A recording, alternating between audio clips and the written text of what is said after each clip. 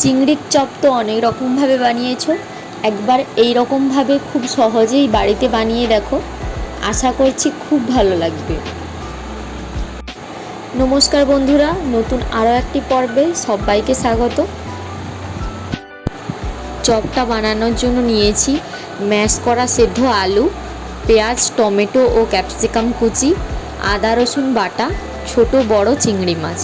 তোমরা চাইলে ক্যাপসিকাম কুচিটা এখানে স্কিপ করতে পারো। প্রথমে কড়াইতে আমি সাদা তেল গরম করে নিচ্ছি। তেল গরম হয়ে গেলে প্রথমে দিয়ে দেব পেঁয়াজ কুচি, তারপর একে একে দিয়ে দিচ্ছি ক্যাপসিকাম ও টমেটো কুচি। সব কিছু একসাথে দেওয়ার পরে হালকা ভাজা ভাজা করব। পেঁয়াজটা হালকা বাদামি রং আসা পর্যন্ত ভাজবো।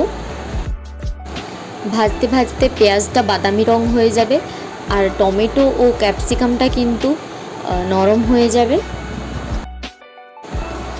সব কিছু একসাথে ভালো করে ভেজে নিয়ে ওই পর্যায়ে দিয়ে দেব ছোট ছোট চিংড়ি মাছগুলো।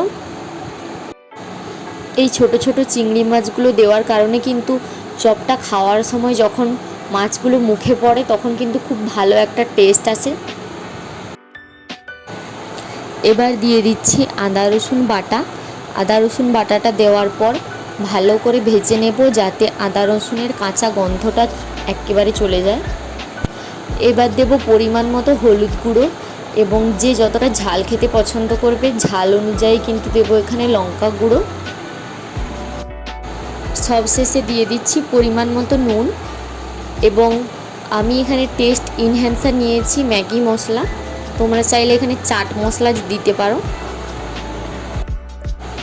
ম্যাগি মশলাতে কিন্তু নুন থাকে, তোমরা নুনটা পরিমাণ অনুযায়ী একটু কম দিও, না হলে কিন্তু এখানে নুনের পরিমাণটা একটু বেশি হয়ে যায়।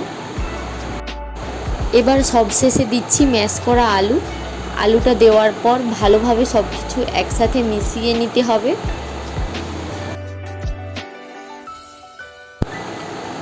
সব কিছু একসাথে ভালোভাবে মিশে গিয়ে এখানে কিন্তু একটা ডো মতো রেডি হয়ে গেছে। এবার চপটা গড়ে নেওয়ার পালা। আমি এখানে দেখো কিভাবে চপটা গড়ে নিয়েছি, একদম ইজি। তোমরা কিন্তু সবাই পারবে এইভাবে গড়ে নিতে। কিছুটা পরিমাণ আলুর পুর হাতে নিয়ে চ্যাপটা করে ভেতরে চিংড়ি মাছটা দিয়ে ভালো করে মুইঠার মতো গড়ে নিয়েছি।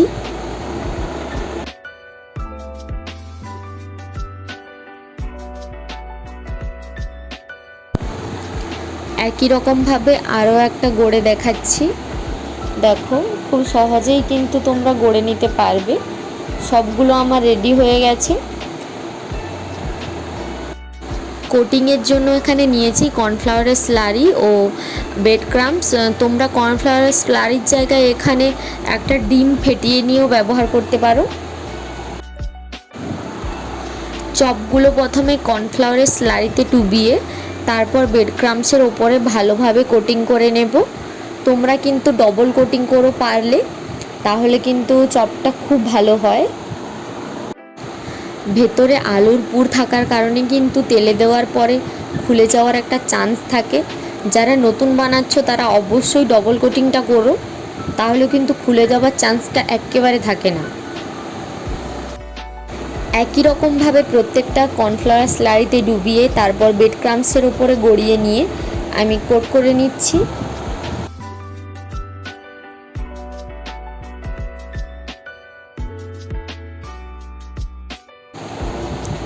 সবগুলো আমার একই রকমভাবে কোট করা হয়ে গেছে।